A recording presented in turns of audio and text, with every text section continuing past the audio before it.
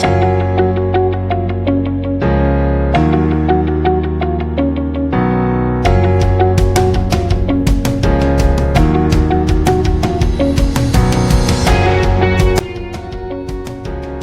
Friends, എല്ലാവർക്കും മിഷമാക്സ് blog 18ലേക്ക് സ്വാഗതം. ചമ്മന്തി തയ്യാറാക്കാൻ ആവശ്യമായ സാധനങ്ങൾ: നന്നായി മൂത്ത ജാതിക്കയുടെ തൊണ്ട് 2 കഷ്ണം, നന്നായി മൂത്ത് പാകമായ തേങ്ങയുടെ ഒരു 3 കഷ്ണം, കല്ലുപ്പ് അല്പം കൂടുതൽ ആവശ്യമാണ്, സാധാരണ ഉപയോഗിക്കുന്നതിനേക്കാൾ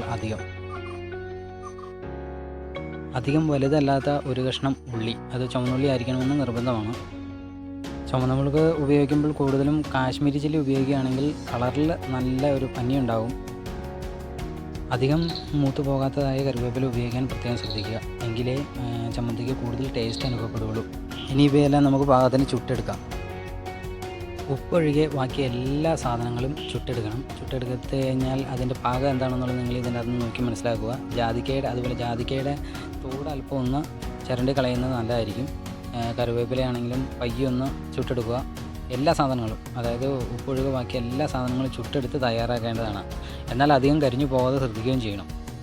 ചുട്ടെടുത്ത ഓരോ സാധനങ്ങളും വേറെയായിട്ട് വേർതിരിച്ചെടുത്ത് അപ്പം പാകത്തിന് അരിഞ്ഞ് ചെറിയ കഷ്ണങ്ങളാക്കി എടുക്കുക.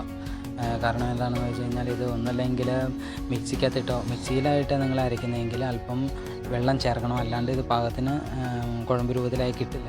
അതേസമയം നിങ്ങൾ അരകല്ലിൽ വെച്ച് അരയ്ക്കുന്നതെങ്കിൽ ഇതുപോലെ നുറുക്കിയെടുക്കേണ്ട ആവശ്യങ്ങളൊന്നുമില്ല. ഡയറക്റ്റ് കല്ലിൽ വെച്ച് ചതച്ച് അരച്ചെടുത്താൽ മാത്രം മതി.